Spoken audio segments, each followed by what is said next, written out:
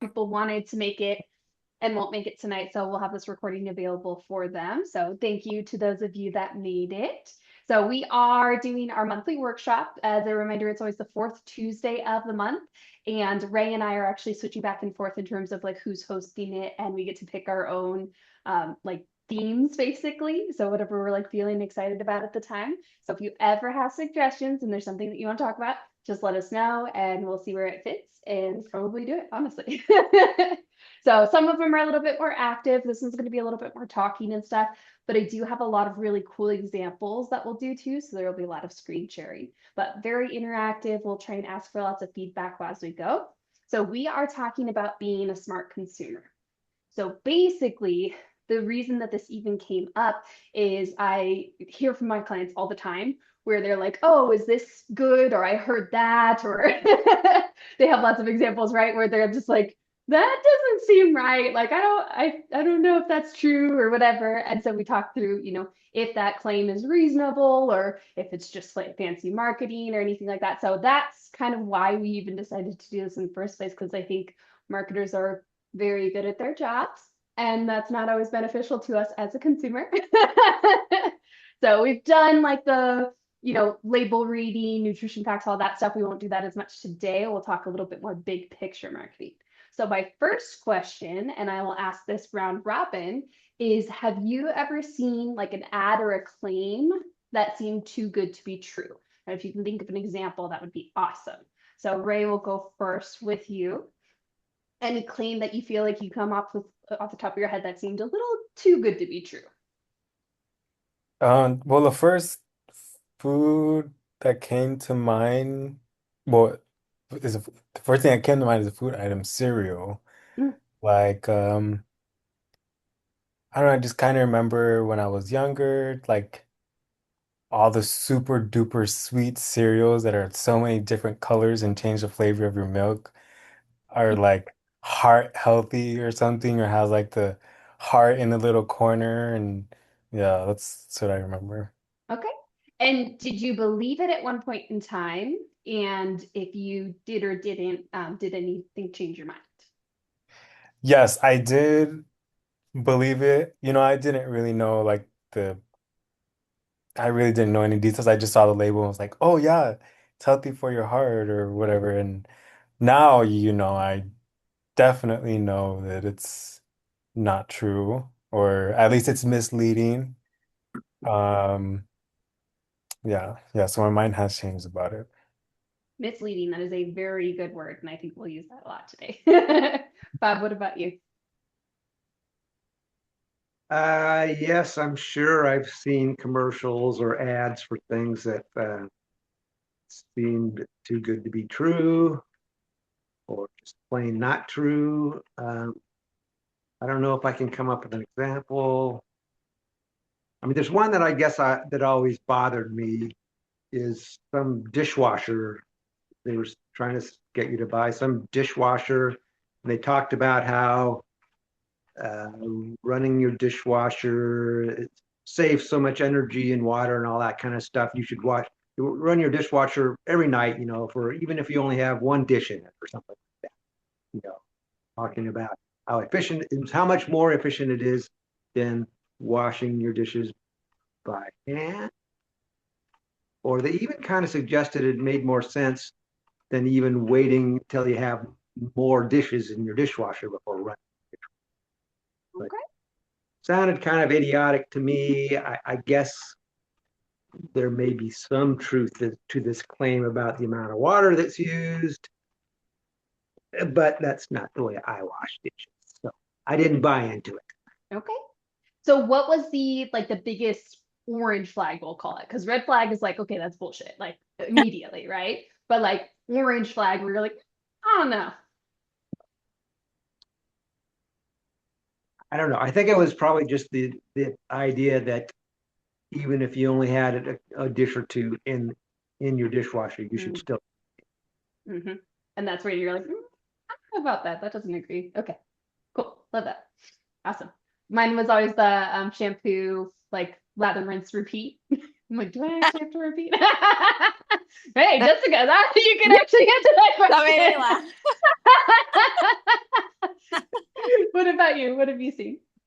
Well, my medicine cabinet would tell you that I'm a sucker for supplements. And I Mhm. believe all of them. The worst are like the hair growth or like the skin clearing supplements. Those always get me, and I believe them for sure. And I've yet to see them work. And there's a lot of beauty products. I think that's a big industry, right? It's Where we see a lot huge. of, yeah. Yeah. It's Ugh, yeah. buying into our insecurities. Woo! Woo! Good job. Okay, good example. Yeah. Serena, what about you? Any examples that you've seen that just seem a little too good to be true?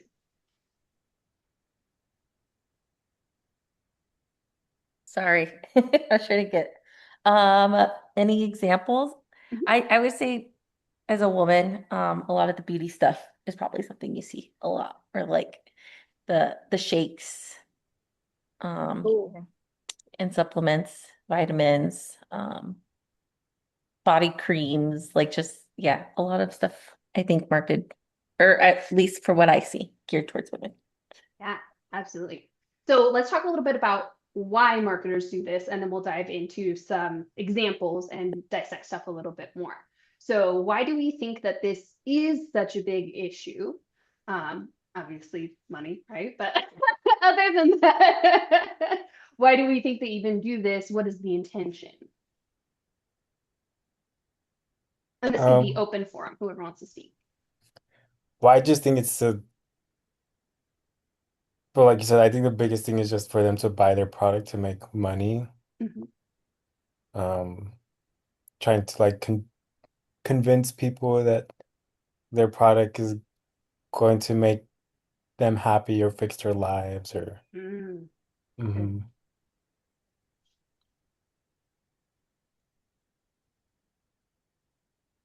I feel like it's like social media.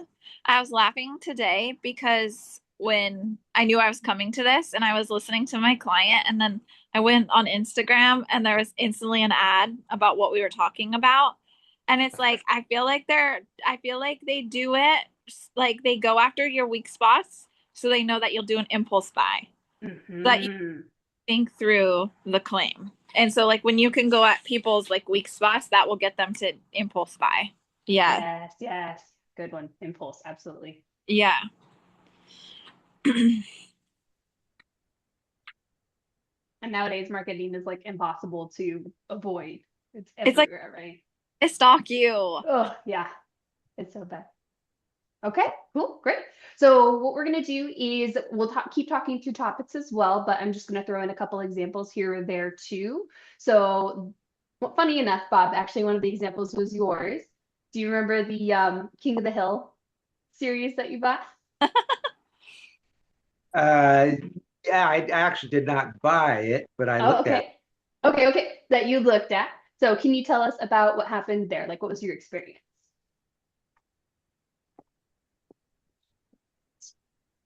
What was my experience? So I'm not sure I remember what my experience was. I was that TV series, King of the Hill.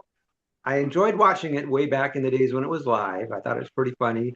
I'd like to watch it again. I'm a little irritated that I can't get it on Netflix or Amazon Prime. You know, somebody probably has it, Hulu or somebody, but I don't have subscription to those other services, streaming services. But I found on eBay people selling complete sets of the all the seasons of King of the Hill for what seemed like a pretty inexpensive price. And even though I forget what claims they made about it. I mean, I think they said that it's no longer in print. I mean, you can't get it anymore in stores. But here we have it for you. Um, and I figured it must all be just counterfeits that are being made somewhere offshore, probably China or something. Or but started to read the reviews, and people were complaining about the poor quality of the uh, actual CDs, the DVDs. That a lot of them they'd put the DVD in and it just wouldn't work at all, or some of them certain episodes were fine, but other episodes didn't work, and it was just very lot of complaints about that and very frustrating for people. Because you never know when it's going to stop right in the middle of the playback, right at a critical point or whatever.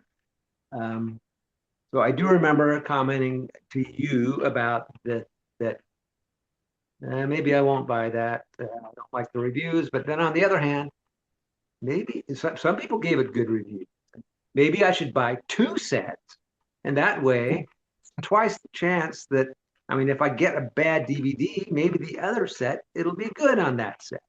So, no, I didn't actually buy it. Maybe someday I still will, but it's pretty questionable. Yes. Okay.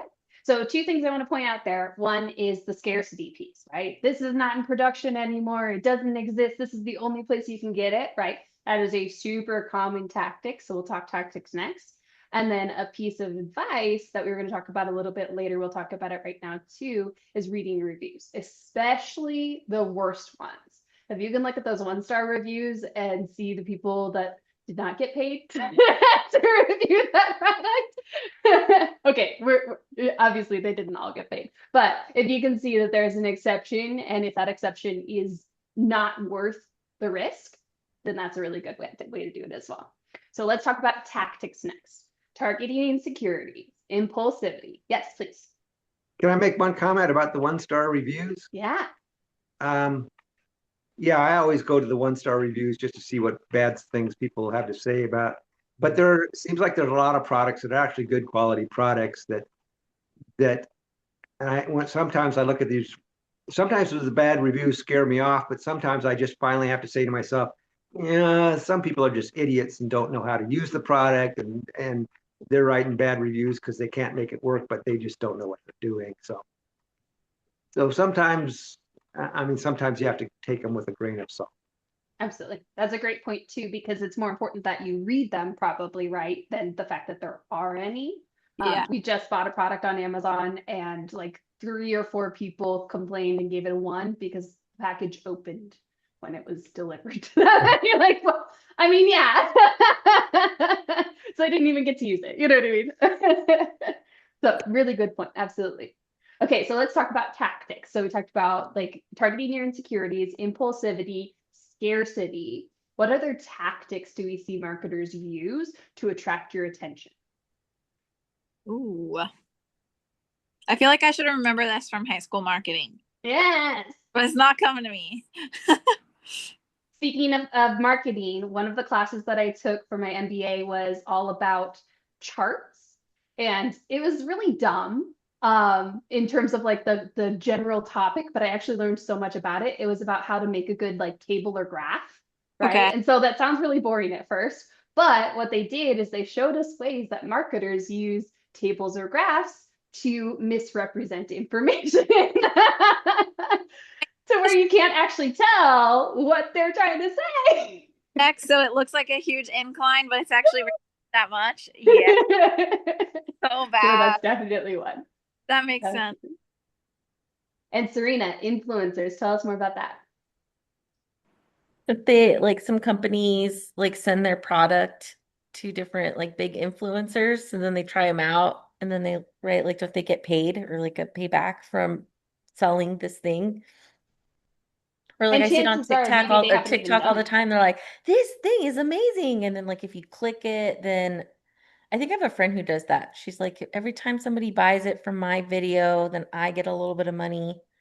So I Why feel would like you not want to sell it? wasn't there a term for that in marketing? Like I went to high school pre-social media, but there is a term for that where it's like it's not product placement, but they make you think the cool people are using it. And I feel like influencing is like the same concept. Like, oh, this influencer is using it, so I want to have her. Barbell man. Yeah. Mhm. Yeah, exactly. Yeah. And the chances are a lot of those people haven't even used that product before. Like I've gotten a few people that like ask me to collab with them, brands I've never ever heard of. And not only have I never heard of them, but they only want to like give you a little baby discount and hope that you buy their stuff. They're not even like giving you a product. I don't know. I wouldn't want to endorse a product I didn't actually use. You know what I mean? No, totally. Yeah. Absolutely. And you just said one there too, product placement. Yeah. Tell us about that. Yeah. I like in movies and things like that, it's always like when you're looking, you're like, oh, they're drinking Coke and not Pepsi because they do the Coke can. Yeah. Yeah. Absolutely. There was one of those Marvel movies where I know BMW sponsored it because they zoomed in on the logo every time they drove a car. In a Marvel movie, you said?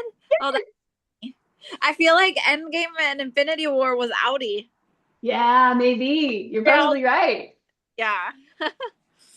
And Serena, to your point as well, even more than influencers, celebrities, right? Mm. Think about all like the cornflakes, uh, NBA stars or whatever, or all the McDonald's. Oh my gosh, they have so much money.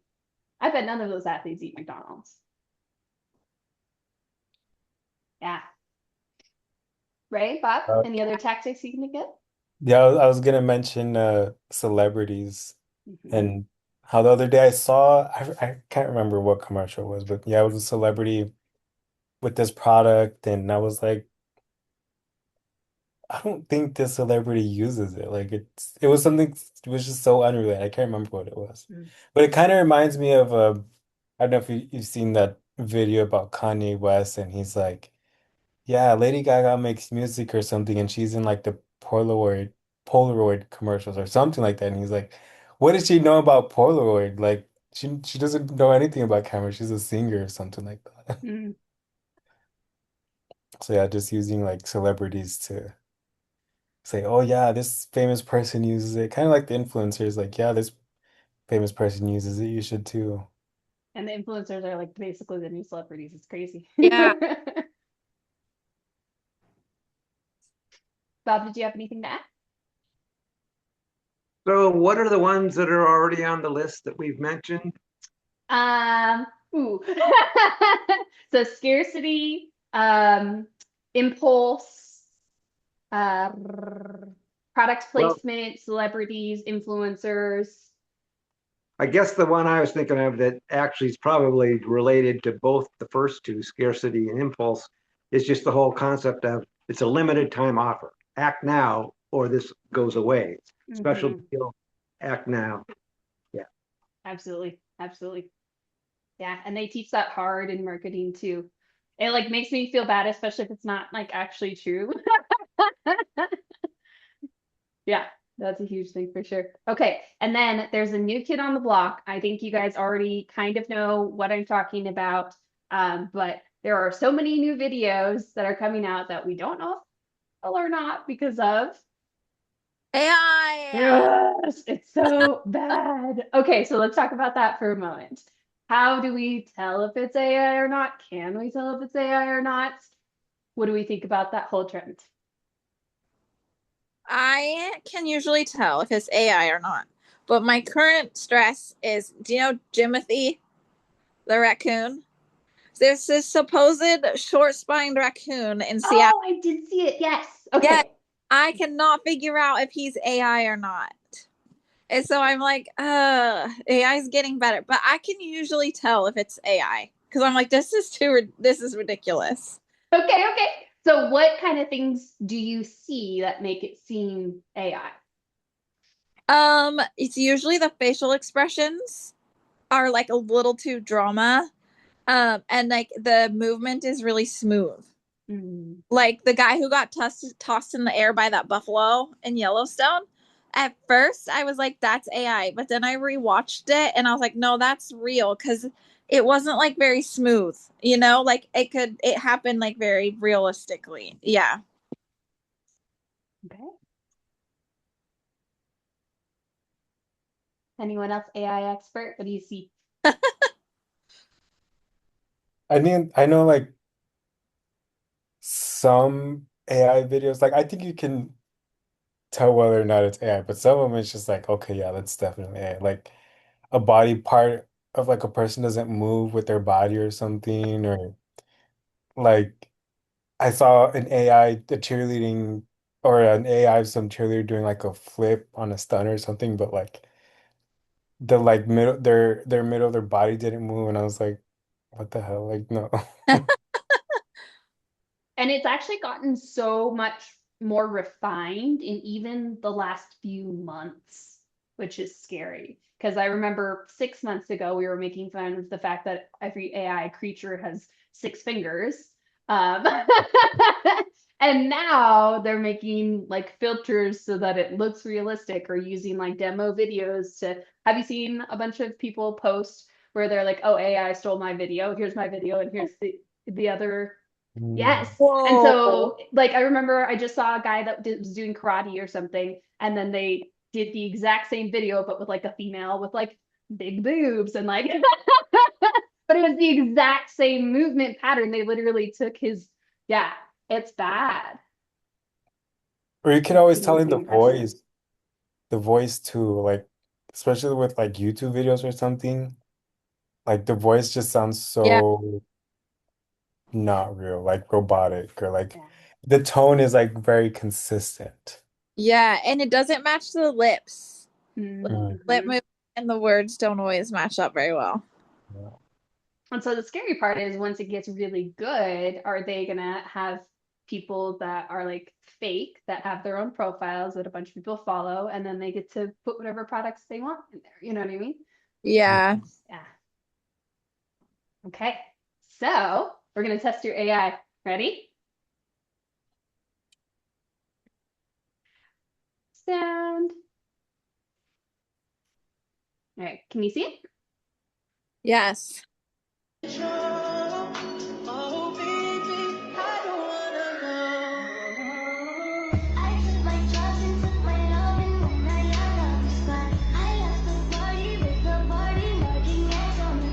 Wow. Okay. What do we think? If the transformation is AI, Uh-huh. I hope for her sake it's not. Okay. oh man, yeah, I'm not sure. Okay. Serena says AI. I saw one the other day that was pretty funny because you're looking at the people in the foreground, and in the background there's a guy that like came out of the mirror, and a girl that like had 4 arms or something, and I didn't even see it. Bob, what do you think? Well, I guess I wasn't maybe looking at the right thing there. I wasn't sure what I was supposed to be looking at. Was the gal in the video holding her phone, playing an ad? We were supposed to be looking at what's playing on her phone, Uh-huh. and but not whether or not she is real or the whole. Correct. So I guess I don't know. It was You it want to watch it saw again? yeah, Yeah, yeah. I can you got you. watch it? Saw I a got you. gal that was overweight maybe, and then real slim looking gal. Was that supposed to be the same gal before and Yeah. after or something? Uh-huh. Because to me that wasn't very believable. But Okay. All right, we're gonna watch it again.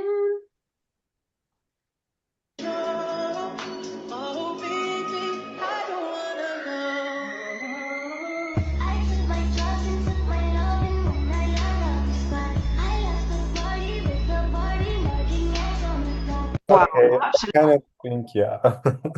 That's definitely AI. Yeah. Okay. What did stand out to you?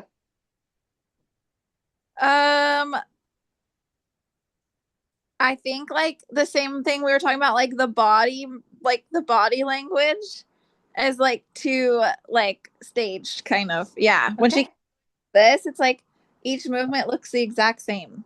Okay. Yeah. Her acne was like weirdly blurred. I don't know if Yeah. when she was like eating, and then she looked like a very generic person you Yeah, see. Like it was just like yeah, a yeah, copy of a million people. So Mhm. yeah. She looked like a copy of like the many AI videos of yeah, she's just like yeah. anybody. Okay. Cool. So we're gonna watch the rest of the video because the gal talks about the video.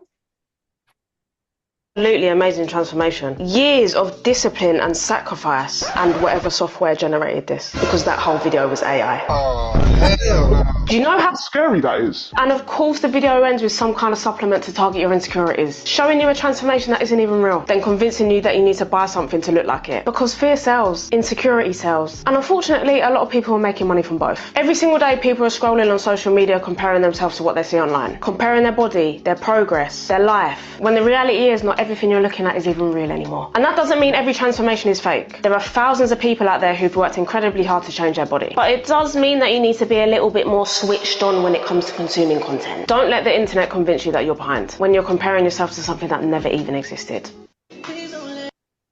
So I liked that. I thought that was a good example.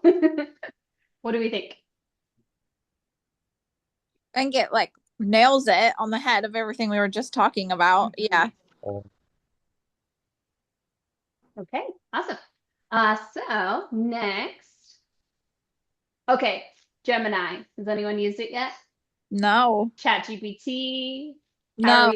Are you Claude. on any of the AI tools? Claude. Claude. Okay, Claude. okay. So tell me some pros and cons of Claude. Pros of Claude. A little more positive than ChatGPT. Claude also, Positive. yeah. Claude also shows you where each like information they're giving you, Claude shows you where it's from. Okay. So a lot of it Claude gets from TikTok. So I don't listen to Claude that much because I'm like, this is TikTok. What I like about ChatGPT better is you can set parameters. So like I told Chat that I have OCD. And so if I'm reassurance seeking to not enable me. And so if I go in there and check in and make sure I handled like a social situation right, Chat will be like, this is reassurance seeking behavior. You should stop. Where Claude will sometimes forget and go right on ahead with Okay. yeah. Yeah. Serena, what's your experience? I use it for work, and it really understands like behavioral mental health really well. And so I just really like I use it for work. I can tell though sometimes like the emails or the stuff it like drafts like it has like that same cadence and the same like patterns. So sometimes I try to like change it up. Um but I just use it for work. So I just really like it. And I know like you have to be really specific in what you tell your AI. So I'll tell it like this is the tone I want. This is the audience. This is what I'm trying to convey. And like the more specific I am with it, it'll kind of like give me like a good result of what I want. But sometimes it'll like do weird things. You're like, where did this even come from? Like I'll give it like a scope like a contract or like a scope of work and I'm like, hey, make a PMP and it'll like throw weird things in there and you're like, what does this even like come from? So it does like some weird things. Are you talking about Chat or Claude? Claude, I don't use Chat GPT. I just use Claude. Just use Claude. One of my clients was telling me like the same thing you just said. Like if you need Claude, you can like ask Claude, like if this person were to give me this advice, what would they say? Like to give it like to help you get the feedback that you're looking for. Yeah. Okay. I've actually had similar experiences with ChatGPT too.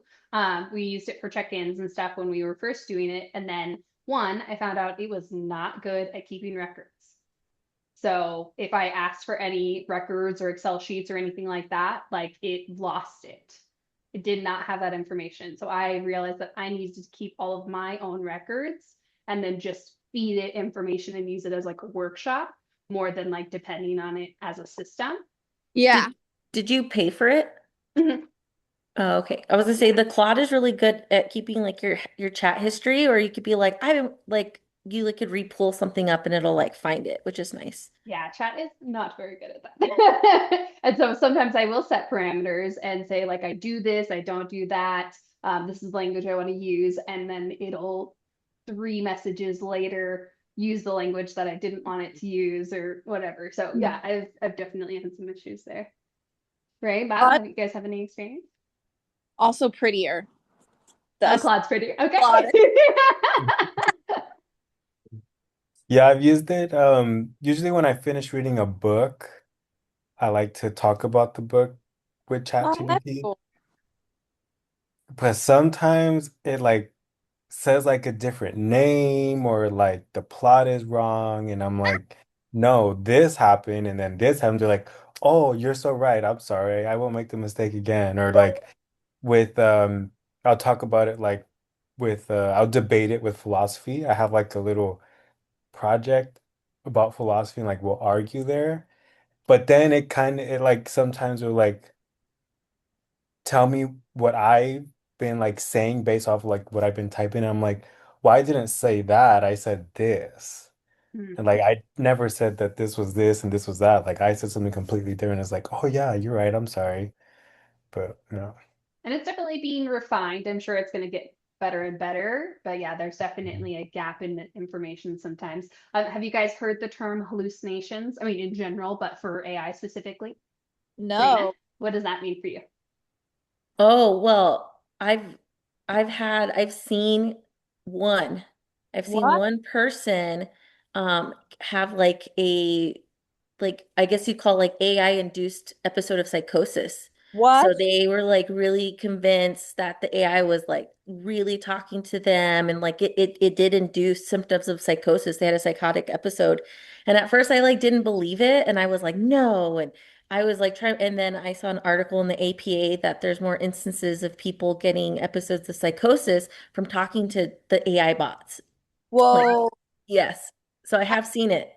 Oh my gosh. Okay, that's slightly separate from what I was talking about, but Oh, that's I'm sorry. crazy. No, you're totally fine. I So heard you the say term hallucination. hallucination that I've heard is that ChatGPT, AI, whatever it was, will literally just make something up out of thin air. So you Oh. did talk about how you got some information where you're like, where did that even come from? Because it's always trying to fill in the gaps, but it doesn't always ask questions to do that, right? It just processes because it's not really like an ongoing. And so it fills in the gaps with what would like make sense. And then it takes that leap, which could be completely inaccurate. And it's pulling all of its sources from the internet. So TikTok and stuff like that. We know all kinds of misinformation out there. That's crazy. Mhm. Okay, so the reason I even talked about AI and Claude and all that is because I tried to use Gemini to build a spreadsheet. So I don't know if you guys have seen any of those commercials where somebody's like, "I just built an app," and they just like chatted with their little bot, and then an app existed or whatever, right? Okay, first I tried to design my backyard with ChatGPT, and I argued it with it for like 2 hours to get it to not put an extra window on my back wall. Like it was ridiculous. So it's not there yet. But one of the things that Gemini has started to say that it can do is help you build spreadsheets based off of like what you want it to look like. And so I tried to build a spreadsheet based off of Gemini, and this is what it looks like.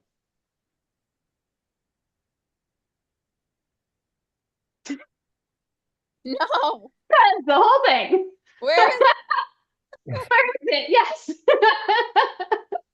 So sometimes it's not quite there yet. That doesn't mean that we can't use it. I do think that it's got a lot of really good uses at some point. We just have to make sure that we have our parameters too, right? Okay, so let's talk a little bit about when advertisers are trying to be sneaky. We talked about the charts, how they can over exaggerate or make things not super obvious. Let's talk about like packaging. So have you seen any claims on packages where you're like, come on, dude?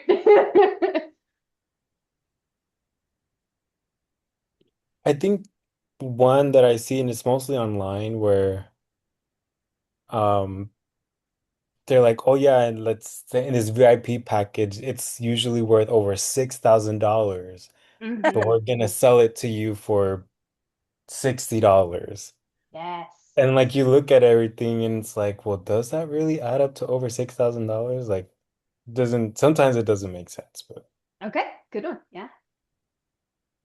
Like if you're gonna bundle, it should like take a couple $100 off, right? Not be 1%. yeah.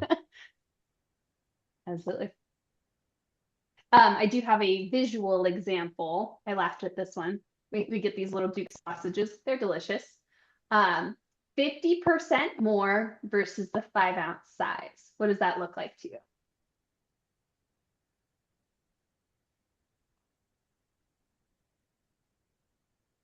you get more like Okay. in the package. Okay. Well, it looks to me like it's kind of suggesting you get 7.5%, Uh-huh. 50% more than the 5-ounce size. Mm-hmm. I don't know. Yeah. So- So the thing that is not included in this picture is that this is a 7.5, 8-ounce package. So it's 50% more than a 50 or a 5-ounce package. Duh, right? Like, yes, that makes sense. That math is mathing. Good job, guys. What? So that's a big thing that a lot of advertisers try to do, especially when it's something over 100%. They're like, it's 150% of, which means how much? What does that actually mean? You mean like, wait, can you ask your question again? Yeah. So if they were like, this product is 150% of this other product, what does that actually mean? Well, that Well, it's like more, that is double, or so Okay. Is it double? this is kind of one of my pet peeves, but I mean, it should mean it's 1.5 times the other. It's 150% of the other. Mm-hmm. A lot of, they misuse, they say more a lot when they shouldn't say more. You know, they'll say 150% more than such and such when they're really supposed to be saying, well, it's 150% of such and such. Exactly. And 150% of something is technically 50% more, right? If we're trying to be Oh. exact, but it's 50% more. sneaky because it looks like it's more than 100%, right? yeah. And so when you say 100%, that doesn't mean twice as much. That just means one. So like a 7-ounce or a 5-ounce, let's say beef jerky, 150% would be Seven and a 7.5? half ounces. Mm-hmm, mm-hmm. Exactly. Oh, okay. Because it's one, the 5-ounce, and then half. Okay, Yeah. okay. So they likely have a 5-ounce bag and then they have a 7.5-ounce bag. And then they're like, oh, it's 50% more than the 5-ounce bag. And you're like, yeah. Yes, it is.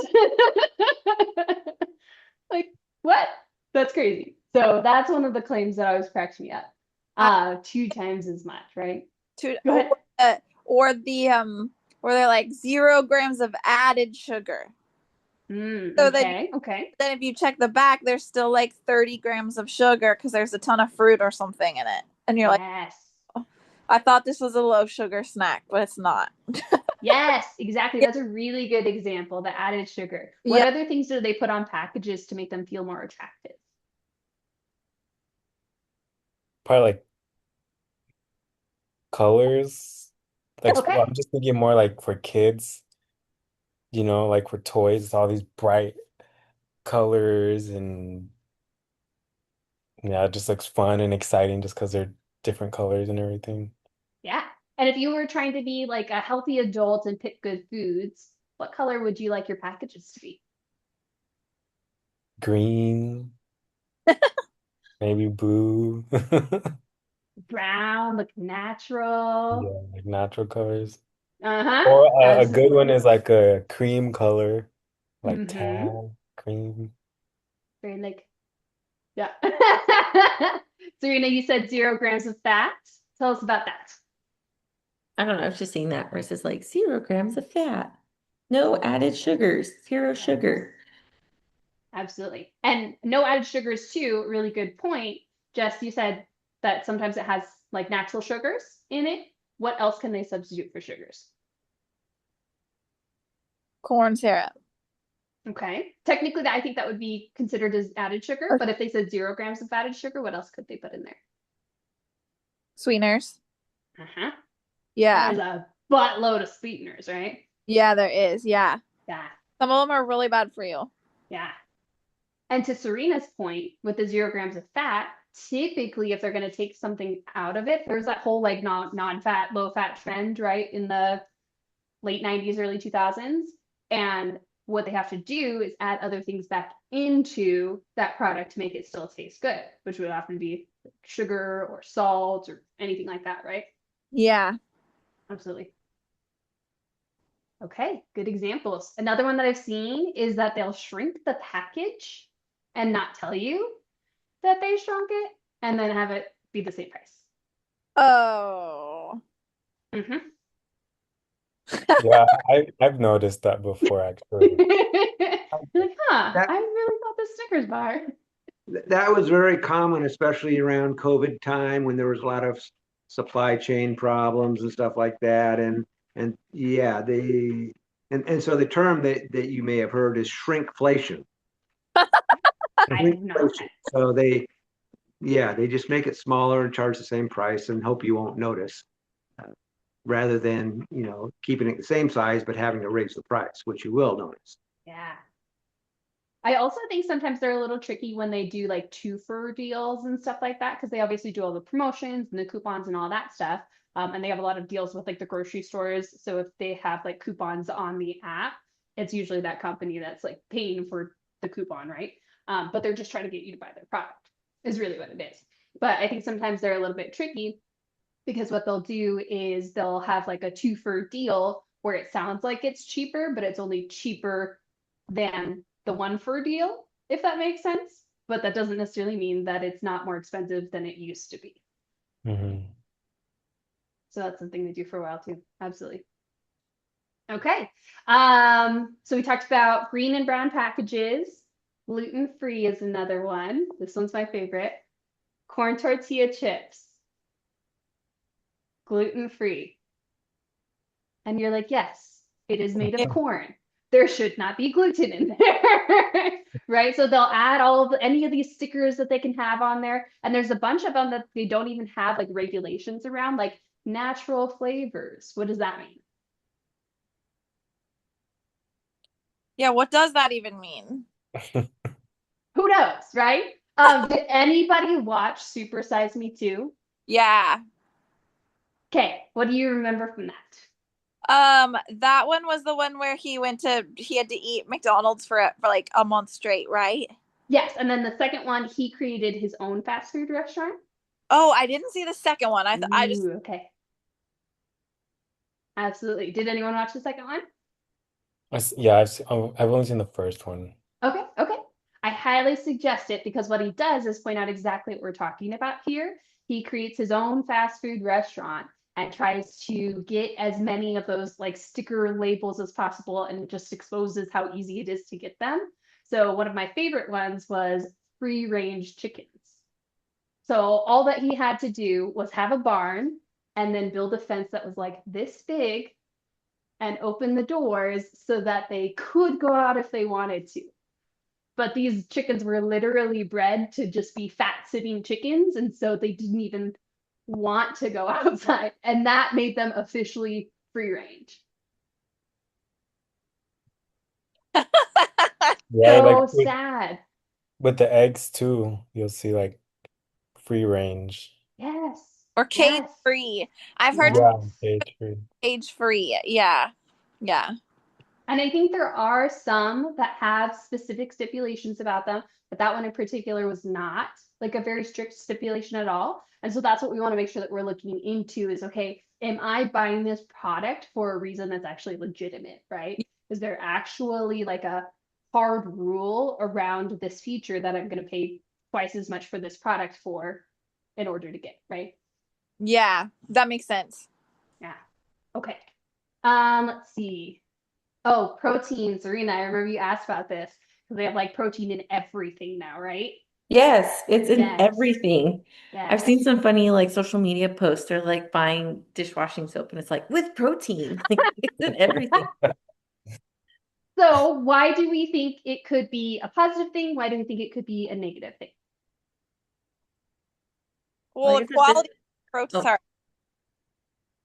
you go ahead. I'm sorry.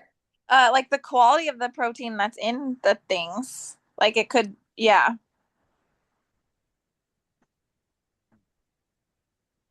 What was your question again, Michelle?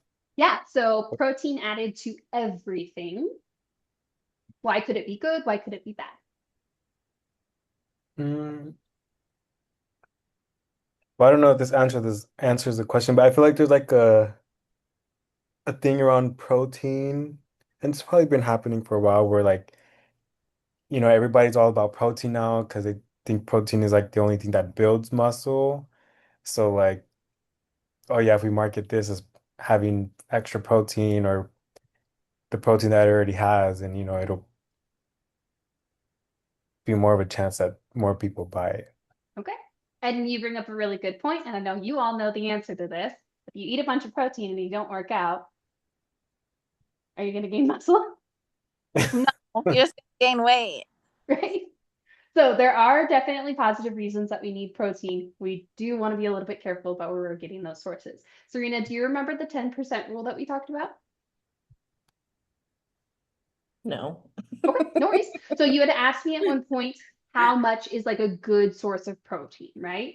So generally speaking, whenever I'm looking for like a protein supplement, if I specifically want to get like a bar or something like that, I'm looking for about 20 grams of protein. But I've heard this good rule, that's a pretty good like standard to go by, is a 10% rule. So let's say that the bar has 200 calories and it has 20 grams of protein. That's 10% of it. That's a pretty decent option, right? If it only has 10 grams of protein, it might not be worth like the calorie ratio is basically the idea. And that doesn't mean that each source that has the bigger number is a better source, right? So we give that disclaimer as well. It's just a good general guideline. With that being said, a lot of the plant-based proteins, it's harder for those numbers to be higher, especially if it's something that's more natural.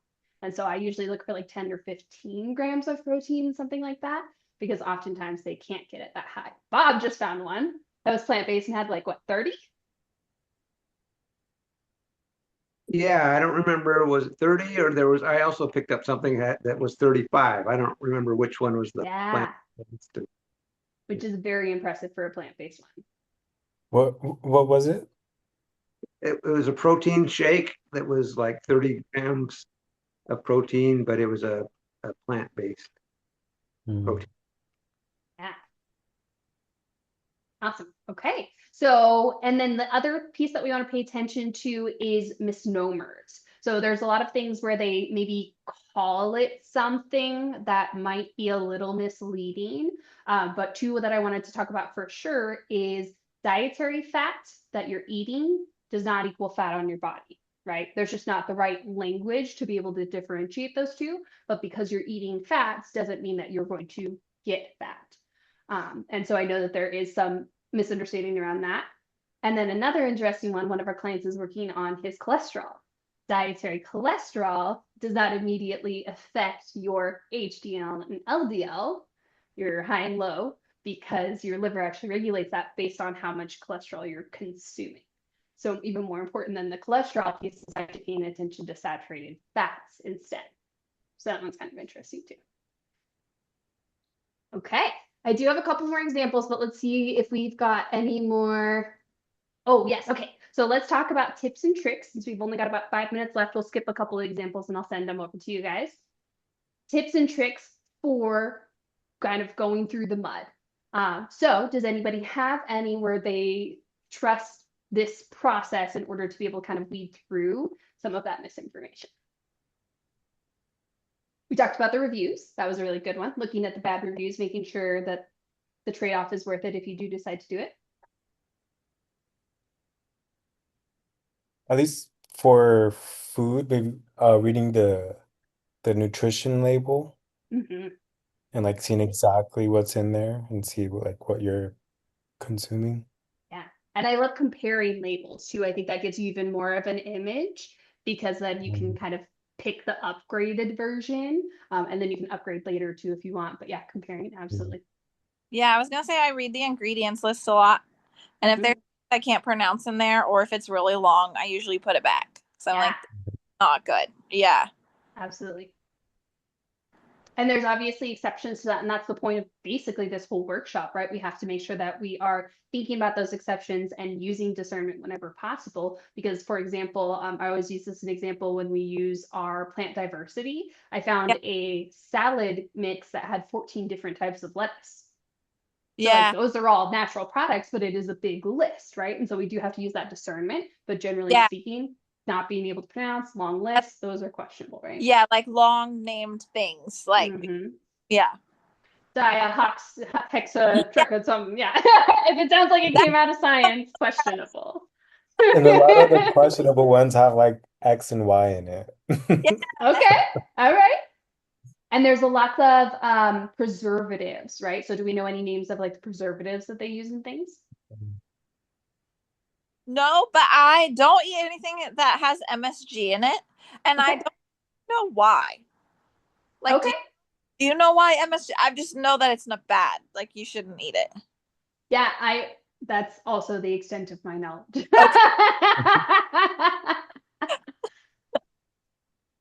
GMO, MSG, all those letters. Yeah. Get them out of here. But like any of the guar gum is a big one, right? Pectin, I think, is another one that helps keep things together. Yeah. Yeah. Okay. Price comparisons. I like to look at, and sometimes they're a little bit tricky about this, but I like to look at like the price per X, price per ounce, price per whatever, because that's the only like actual same option that they have for the two products in terms of like if this is worth your money.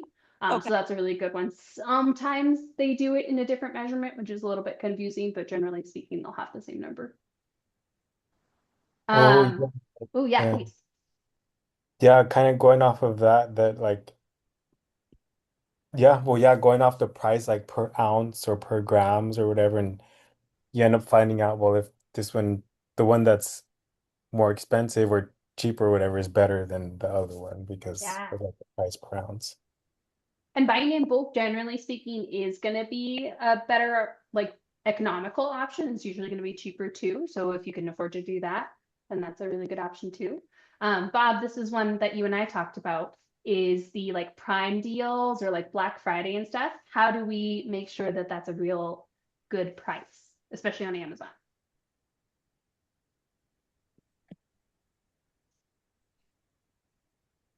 Yeah, sometimes you see a deal that's like 25% off or 40% off or whatever, but is it really? I mean, the price that they're claiming is their normal price. Is that really their normal price? And it turns out though on Amazon, on many, I don't know if this is on every product or just many products, but there is a place you can click on price history where it'll tell you for that particular product what the price has been over the past 6 months or year or 2 years or something like that. Awesome. So price history, if available, definitely helpful. I remember I saw a meme, I think it was, of Black Friday specials, and then somebody pulled out the sign behind the Black Friday special at Walmart, and it was less expensive before Black Friday. Cool. That's awful. I know. So bad. Okay, so then the last couple pieces is asking if the difference is actually meaningful. So the one that I'm gonna skip for now, but tell you guys about is Michelle sent me an example of somebody doing the hula hoop. I don't know if you guys have seen the belt that has the little thing that goes around. And the girl's like, yeah, 30 minutes a day, and look how much weight I've lost, blah, blah, blah. And Michelle was like, I mean, couldn't you do any activity for 30 minutes a day, having not done anything and lost weight? And I was like, yes. That is a really good assessment. So, the point is that this helped her or whatever, but that's fine. But being able to be like, okay, this is not the magic pill. Yeah. This is not the reason necessarily, right? I just, oh, sorry, what were you saying, Michelle? No, you're good. You're good. I was gonna tell you guys, and like, so the reviews, so I got, those Qualo rings that like track your heart rate and stuff. So I read all the reviews on the ring on Amazon because it's Amazon's knockoff of it, and it says that it works and that is good. But then I went on a run with my friend, and she was telling me what her heart rate was, and my heart rate was only like 100. I'm like, there's no way. We just ran like 3 miles, and her heart rate was at like 140. I'm like, that makes way more sense. So I put the ring, the Qualo ring or Halo, I forget what it's called. So I put her legit ring on my finger, and I was at like 145. Aww. So it's working, but it's highly inaccurate. And it's like, there's no way I could have known that unless I was running with someone who had like better equipment. So it's hard to disconcern even when you're like reading reviews and things like that. Absolutely. And that's a really great point too, because nothing is better than your own experience, right? Okay, So yeah. even if somebody is like touting how this product works super well for them, like sometimes you do have to try it, right? Yeah. Or sometimes you have to experience it for yourself and figure out if that's even going to be a good option for you. Just because it's good for someone else doesn't mean it's good for you, right? Yeah, that's true. Yeah. Good example. Thank you. Yeah. The next one is paying attention to extremes. So I will send you guys this one because it kind of pissed me off. But it's like when people are like going super hardcore and they think that it's a good thing and they want to pressure everybody else into do. Oh, anyways, I'll send it to you. Looking at the pictures, I thought this one was hilarious, especially as somebody actually holding it. Everything's AI now, which is so sad. So you can actually always tell, but Uh, Thanks. Oh my gosh. It's Yeah. so cute. So one of the guys that the original one I saw of this was like $1 cooker that I got on TV. He's like, "You got me." I thought these were pretty funny too. We were looking for like a dish rack, drying rack or whatever, and they're like us versus others, and they come up with this like mythical other that they're comparing to. No bars. Those lemons are just rolling. You're That's like, so "Okay, funny. cool." And this is one more example of like tricky marketing. So my husband actually bought this and he was like, "Oh, it's 1.5 grams sugar per serving. It's only 80 calories. Like it looks like it's supposed to be the healthier version." Like, all right, cool. Let's take a look at it. And so then we looked at it and tried it. Here are the nutrition numbers. This is going to be the last thing that we'll finish with. I want you guys to tell me what you notice.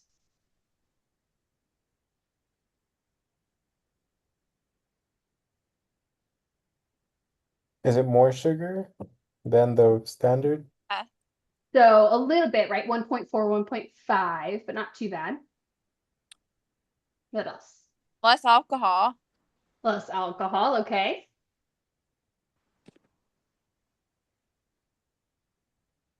Okay, so to your point, what are the 4 things that contribute to your calories? 4 categories.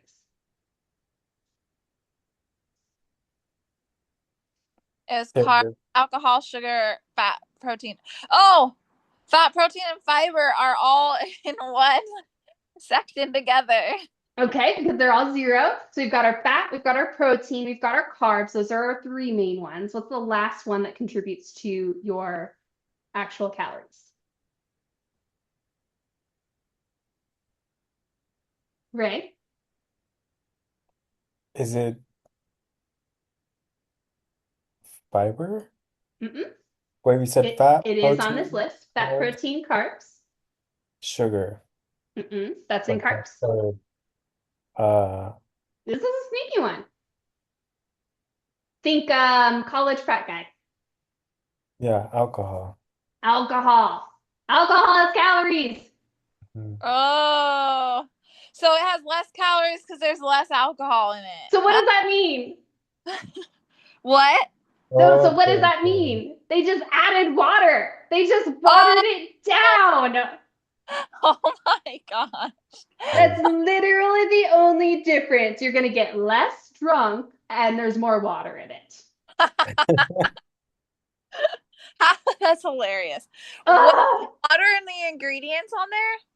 I don't think so. They technically don't have to have Oh ingredients my. because it's alcohol. Oh, sneaky sucker. So the fact that they even included any of the nutrition facts kind of was like a bonus. Yeah. But I was like, excuse me, it used to be 11.5% and now it's 8.5. A snake. They just watered it down. Ugh.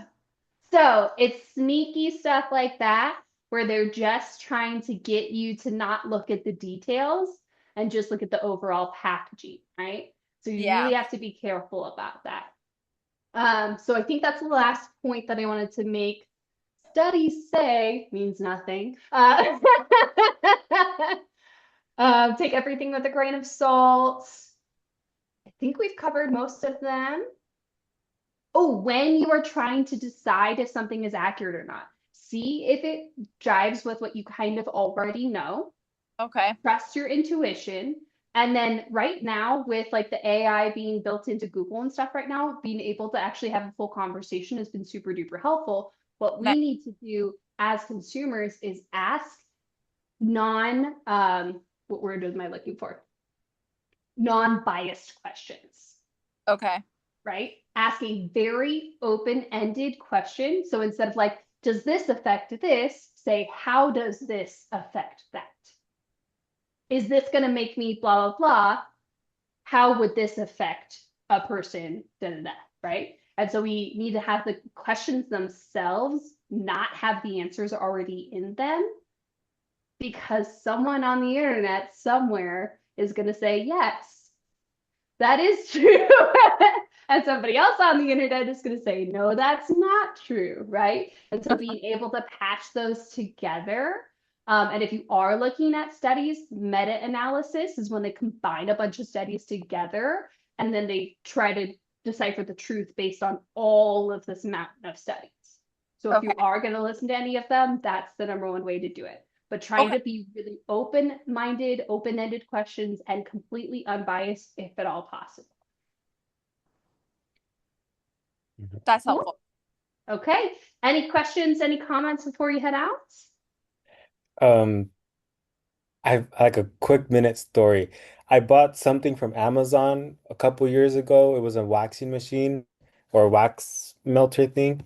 And the one they gave me had hair in it. It was used. And so I left like a really bad review, like a 1-star review. And then the seller messaged me and said, if you delete the review and like give us 5 stars, then we'll send you a new one and we return you your money. So they basically sent me another one for free. So yeah, that's another thing to take into consideration with review. And I wasn't completely joking. People totally do get paid for doing reviews. So keep that in mind. If it's like, this is so awesome, I've never seen any product that's better than this, questionable, right? Okay, awesome. Well, thank you all for being here. This was an awesome discussion. I will send out the replay and some of those other videos so you guys can giggle along with me. Thank you. Thanks. Talk to you soon. Bye. Good night.